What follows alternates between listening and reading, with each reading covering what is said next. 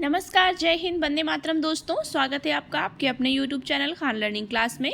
अगर आप भी टेट और सीटेट एग्जाम में बैठने जा रहे हैं तो ये वीडियो आपके लिए रामबाण साबित होगी, क्योंकि आज आपको मिलने वाले हैं इसमें टॉप 30 क्वेश्चन जो कि फर्स्ट लैंग्वेज के क्वेश्चन है, हिंदी के क्वेश्चन है और ऐसे क्वेश्चन जो एग्जाम में बार बार पूछे जाते हैं।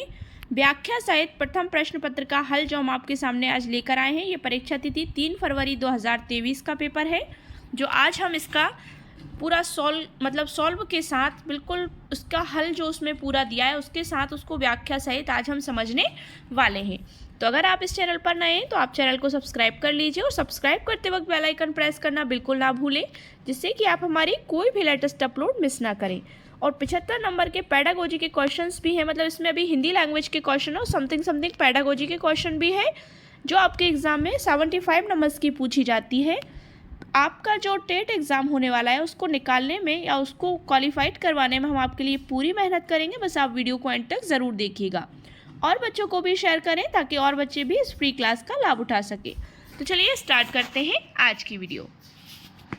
पहला प्रश्न है, पहले निर्देश देख लेते हैं। निर्देश, निम्नलिखित गद्यांश को पढ़कर पूछे गए प्रश्नों के सही उपयुक्त उत्तर वाले विकल्प को चुनिए। तो यहाँ देख सकते हैं आप कि गद्यांश जो दिया है हमें, साहित्य का आधार जीवन है, इसी आधार पर साहित्य की दीवार खड़ी है।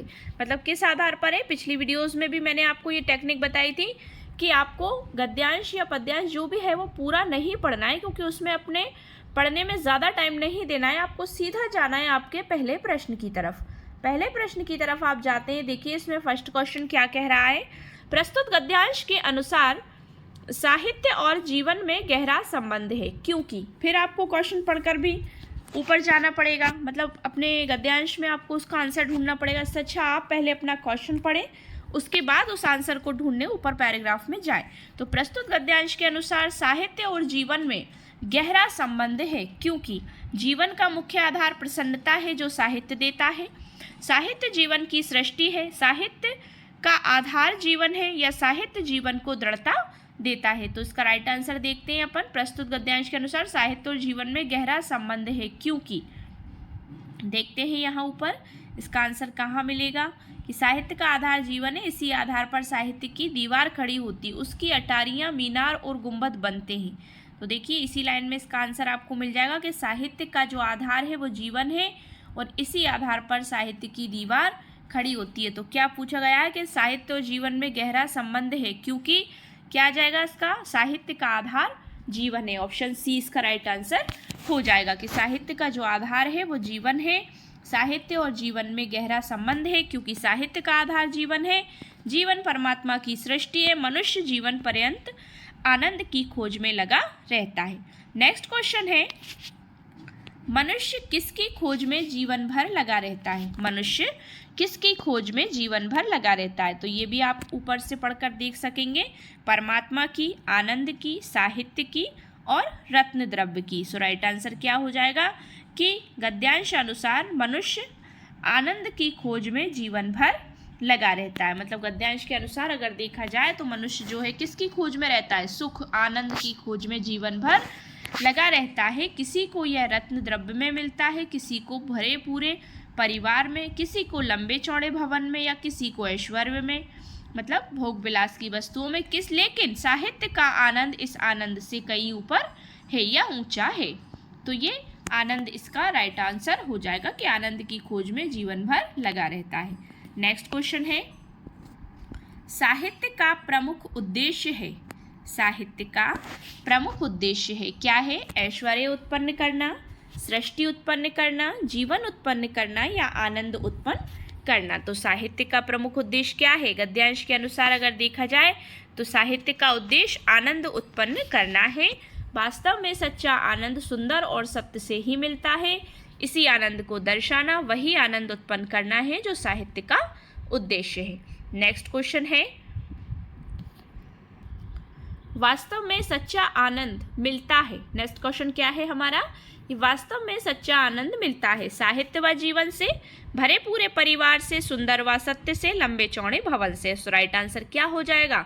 गद्यांश के अनुसार वास्तव में सच्चा आनंद किससे मिलता है? सुंदर व सत्य में मिलता है। मतलब सत्य जहाँ होगा वहाँ आनंद ही होगा और सुंदर जहाँ होगा वहाँ भी आनंद होगा, उसी आनंद को दर्शाना, वही आनंद उत्पन्न करना साहित्य का उद्देश्य है। नेक्स्ट क्वेश्चन है, साहित्य के आनंद का आधार है। साहित्य के आनंद का आधार है सुंदर और सत्य को पाना, जीवन, ऐश्वर्य पाना या फिर परमात्मा। सो राइट आंसर क्या हो जाएगा? अकॉर्डिंग टू गद्यांश के अनुसार साहित्य के आनंद का आधार है कि साहित्य के आनंद का आधार सुंदर और सत्य को पाना सही है। साहित्य का आनंद ज्ञान आनंद से ऊंचा है, मतलब साहित्य का जो आनंद है वो ज्ञान आनंद से ऊंचा है, उसका आधार सुंदर और सत्य है। वास्तव में सच्चा आनंद सुंदर और सत्य से ही मिलता है। नेक्स्ट क्वेश्चन है, परिमिति का अर्थ है सीमित, दबा हुआ, विस्तृत या फंसा हुआ। तो परिमिति का अर्थ क्या है? परिमिति का अर्थ है सीमित।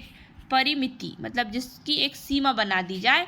सीमित परिमिति के अन्य अर्थ जो मापा जा चुका हो, कम हो, थोड़ा, मामूली, अल्प या इत्यादि। नेक्स्ट क्वेश्चन है, आनंद का समानार्थी शब्द होगा। तो आप समझ ही गए होंगे, जीवन नहीं होगा, साहित्य भी नहीं होगा, परमात्मा भी नहीं होगा। तो आनंद का मतलब क्या होगा? आनंद का समानार्थी शब्द है खुशी, मतलब हैप्पीनेस। आनंद के अन्य अर्थ उल्लास, हर्ष, प्रसन्नता इत्यादि होते हैं, ये इसके पर्यायवाची है। जीवन अर्थात हमारे जन्म से मृत्यु के बीच की कालावधि है, मतलब समय अवधि है जो जीवन कहलाती है। और साहित्य जो है स प्लस हित प्लस या के योग से बना है, अर्थात सहित का भाव साहित्य है। नेक्स्ट क्वेश्चन है, इसमें आप भी आगे देख सकते हैं, परमात्मा का परब्रह्म ईश्वर, इसका तो आप समझ ही गए होंगे। नेक्स्ट क्वेश्चन क्या है? सुबोध का विलोम शब्द होगा। सुबोध, निर्बोध, दुर्बोध, कुबोध या विचलित। तो सुबोध का क्या हो जाएगा? ऑप्शन नंबर बी, दुर्बोध। तो शब्द इसका ऑप्शन नंबर बी हो जाएगा। अब उसके भी हम विलोम देख लेते हैं। सुबोध का दुर्बोध होगा, विचलित का क्या होगा? अविचलित होगा, ठीक है। सरल का कठिन होगा और प्रचलित का अप्रचलित होगा। इस तरह से आप यहाँ देख सकते हैं। नेक्स्ट क्वेश्चन है क्वेश्चन नंबर 9, लंबे चौड़े भवन में वाक्य में लंबे चौड़े व्याकरण की दृष्टि से क्या है?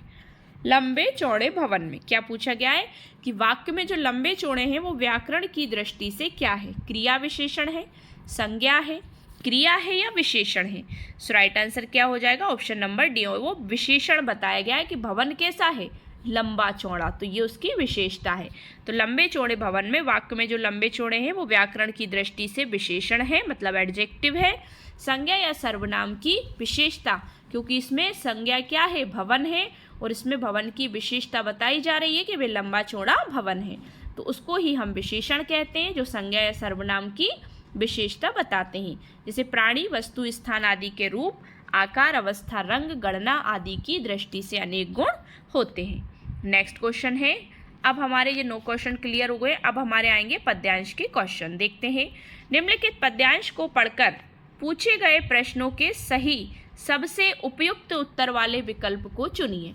छोड़ो भी ऐसा तो जीवन में होता है, जो कभी मिलता है वह कभी छिनता है, लेकिन इससे डरकर संध्या के सिंदूरी प्रकाश में मंजरित तुलसी के नीचे दिया जलाना थोड़े ही बंद किया जाता है। मतलब जो आया है वो जाना ज़रूर है, ज़रूरी नहीं, जीवन में हर चीज़ स्थायी नहीं होती, जो मिला है उसे खोना भी है, तो जलाना थोड़े ही बंद किया जाता है। नीचे जो दिया है, दिया जलाना थोड़े ही बंद किया जाता है। भगवान बात सुने ना सुने तो भी मंदिर तो मंदिर ही है, उसमें जो रोज़ शाम दिया नहीं जलाता है वह तो घर लौटने के अपने ही मार्ग पर अंधेरा फैलाता है। तो इसमें क्या कहा गया है कि जीवन में यदि आपको असफलता मिल रही है तो उससे निराश ना हो, उससे ये ना हो कि हम प्रयास करना ही छोड़ दें, ठीक है ना। अगर ईश्वर हमारी बात नहीं सुन रहे हैं तो हम उनकी प्रार्थना करना छोड़ दें।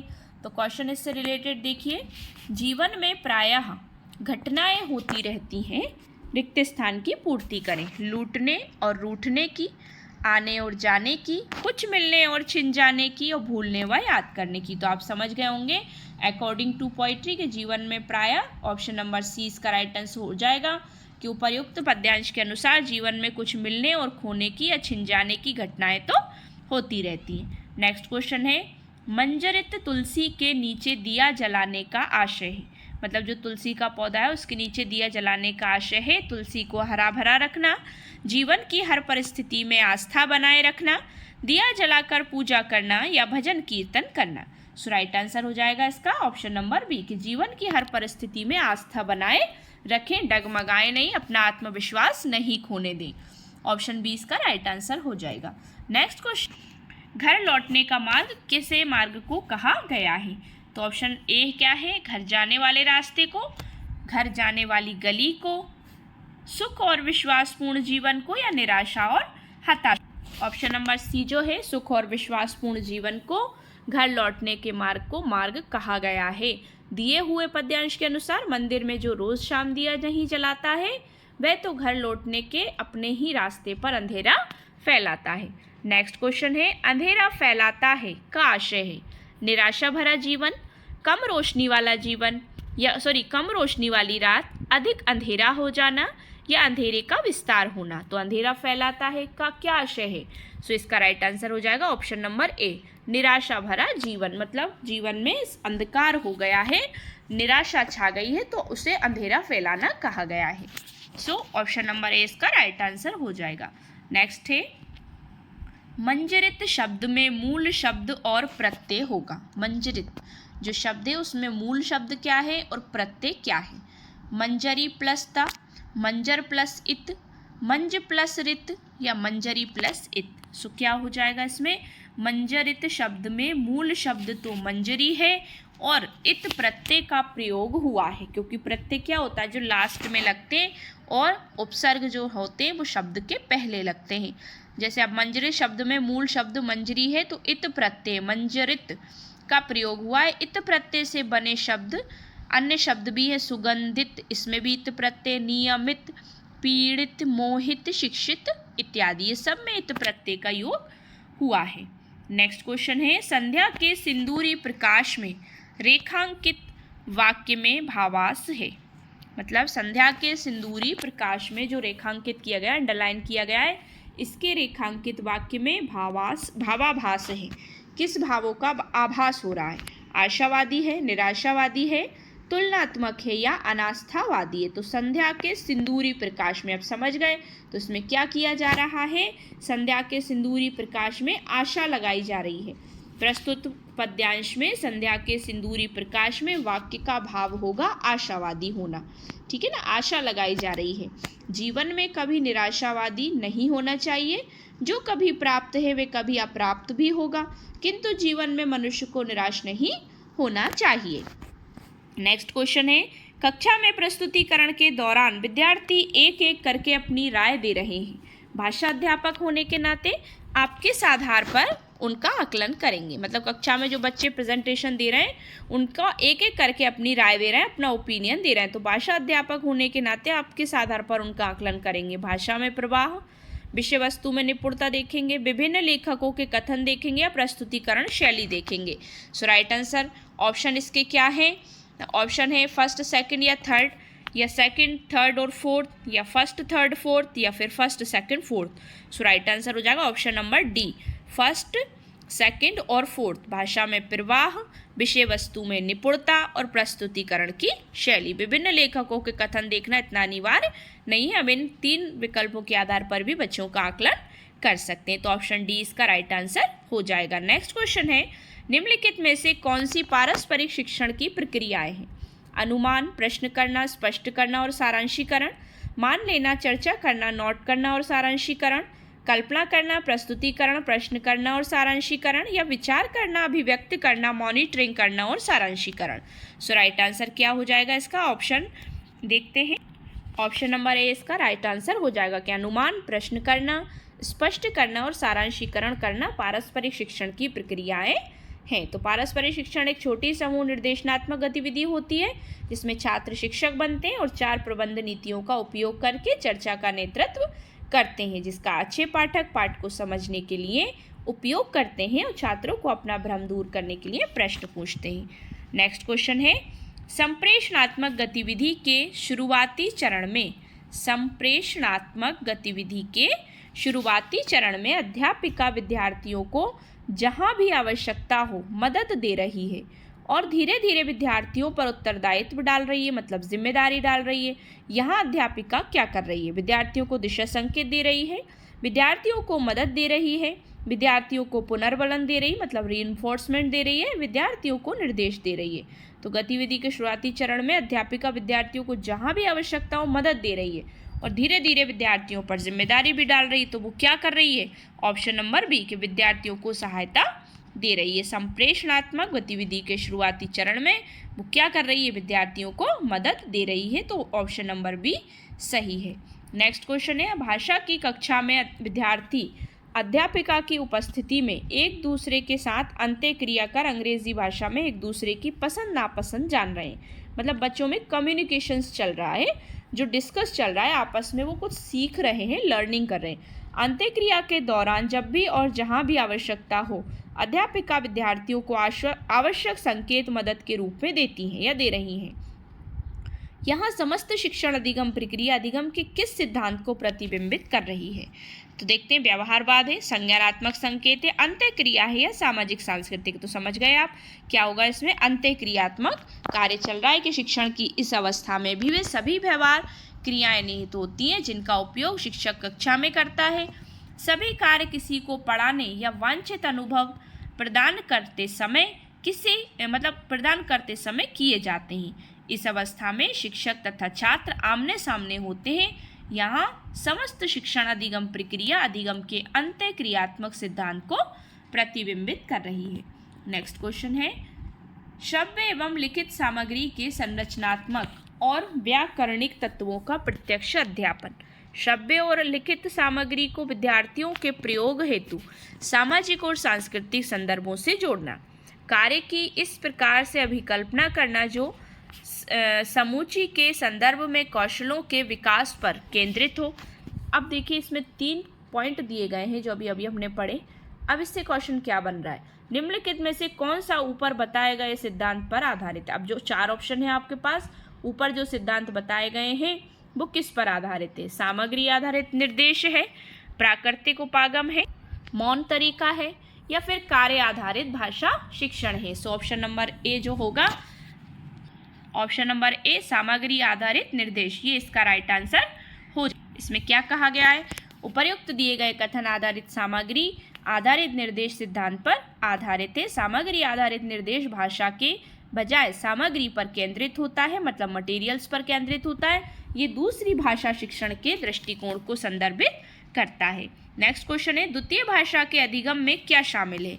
लक्ष्य भाषा में विभिन्न स्थितियों के प्रति प्रतिक्रिया देना मतलब रिएक्ट करना, विभिन्न प्रकार की श्रव्य व लिखित सामग्री का उपयोग करना, एकेडमिक रूप से लक्ष्य भाषा में प्रतिक्रिया देना या फिर विशिष्ट स्थितियों में कुछ वाक्यांशों का प्रयोग करना। सो राइट आंसर क्या हो जाएगा कि द्वितीय भाषा के अधिगम में क्या शामिल है? तो वो है विभिन्न प्रकार की श्रव्य व लिखित सामग्री का उपयोग करना। द्वितीय भाषा के अधिगम में क्या शामिल हो जाएगा कि विभिन्न प्रकार की श्रव्य व लिखित सामग्री का उपयोग शामिल है। मनुष्य अपनी भाषा के रहन सहन की कोई दूसरी भाषा सीखकर अपने को सामाजिक संप्रेषण के उन क्षेत्रों से जोड़ सके जिनकी पूर्ति द्वितीय भाषा के माध्यम से ही संभव है। नेक्स्ट क्वेश्चन है, भाषा की कक्षा में अध्यापिका ने विद्यार्थियों को पिछले माह की गई आम उद्घोषणाओं या उद्घोषणाओं और वक्तव्यों का विश्लेषण करने के लिए कहा। जो पिछले माह में की गई थी ऐसे वक्तव्यों का विश्लेषण करने को कहा। यहाँ अध्यापिका किस बात पर बल दे रही है? लिखित विमर्श चिंतन है, वाचिक विमर्श चिंतन है, मुद्रित विमर्श चिंतन है या प्रकाशित विमर्श चिंतन है? सो राइट आंसर हो जाएगा ऑप्शन नंबर बी, वाचिक, मतलब जो वाचन किया जा चुका है, वाचन पर विमर्श चिंतन किया जा रहा है। तो अध्यापिका वाचिक विमर्श चिंतन पर बल दे रही है या प्रेशर दे रही है। विमर्श वह है जिसमें किसी दूसरे व्यक्ति या व्यक्तियों के साथ विचारों का आदान प्रदान होता है। चिंतन वह है जिसे मन में उमड़ रहे विचार के रूप में किया जाता है, क्योंकि चिंतन हमेशा अकेले में होता है, एकांत में होता है। नेक्स्ट क्वेश्चन है, निम्नलिखित में से कौन सा उपागम भाषा अधिगम में भाषा की बहुशब्दीय इकाइयों या वाक्यांशों की भूमिका पर बल देता है? कौन सा उपागम है जो भाषा अधिगम में भाषा की बहुशब्दीय इकाइयों और वाक्यांशों मतलब वाक्यों के अंशों की भूमिका पर बल देता है? संरचनात्मक उपागम है, मौखिक है या फिर प्राकृतिक है या फिर शब्दकोशीय उपागम है? सो राइट आंसर क्या हो जाएगा? शब्दकोशीय उपागम है। शब्दकोशीय उपागम भाषा अधिगम में भाषा की बहुशब्दी इकाइयों या वाक्यांशों की भूमिका पर बल देता है। शब्दकोशीय उपागम में भाषा पारंपरिक व्याकरण और शब्दावली से नहीं बनती, बल्कि अक्सर पहले से गढ़े गए बहुत से शब्द समूहों से बनती है। नेक्स्ट क्वेश्चन है, निम्नलिखित में से असमान की पहचान करें।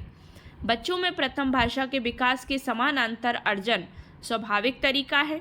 अर्जन अचेतन प्रक्रिया से संबंधित है। अर्जन भाषिक निपुणता के स्वाभाविक विकास से संबंधित है, या अर्जन भाषा के नियमों के चेतन ज्ञान पर बल देता है। तो असमान क्या है इसमें?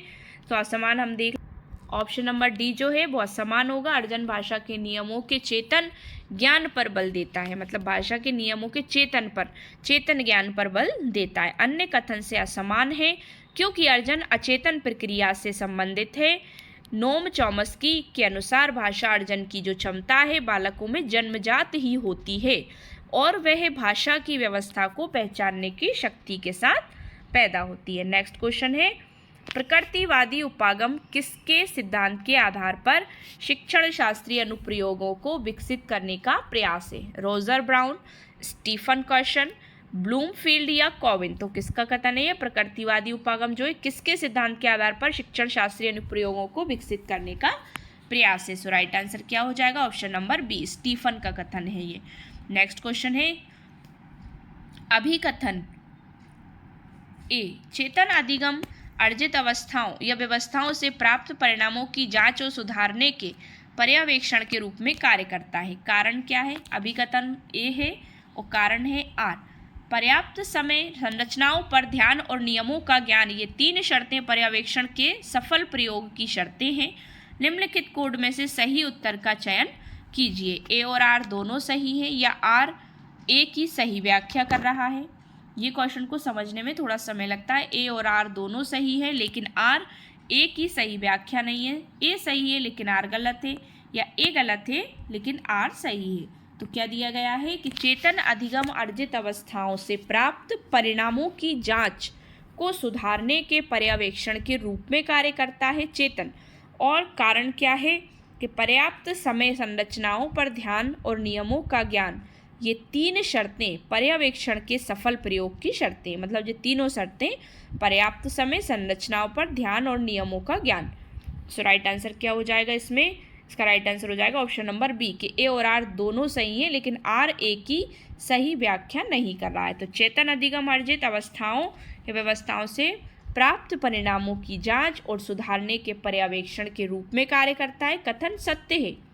पर्याप्त समय, संरचनाओं पर ध्यान और नियमों का ज्ञान, ये तीन शर्तें पर्यवेक्षण के सफल प्रयोग की शर्तें हैं। इस प्रकार अभिकथन ए और कारण आर दोनों सही है किंतु आर जो अभिकथन है वो ए की सही व्याख्या नहीं है।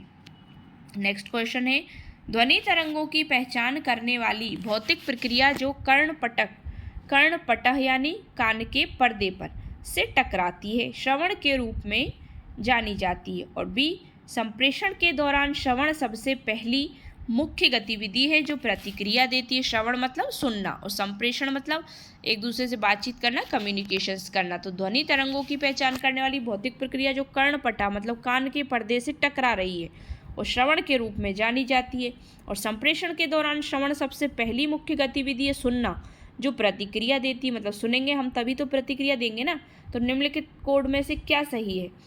ए सही है लेकिन बी गलत है, ए सही है लेकिन बी गलत है, या ए और बी दोनों सही है और ए और बी दोनों गलत हैं। तो क्या आंसर हो जाएगा इसका राइट आंसर?